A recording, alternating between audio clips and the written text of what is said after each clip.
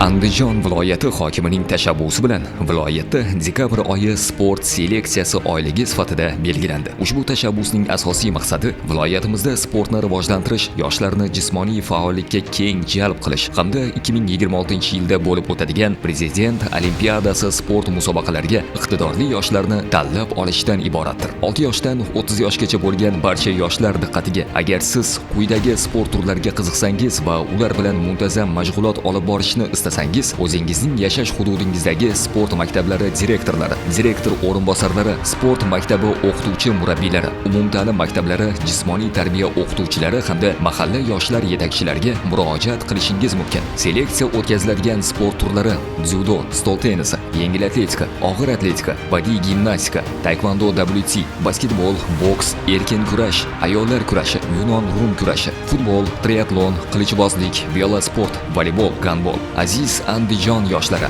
dekabr oyi o'z iste'dodingizni namoyish etish va kelajakdagi sport yutuqlaringizga ilk qadam qo'yish uchun ajoyib imkoniyat.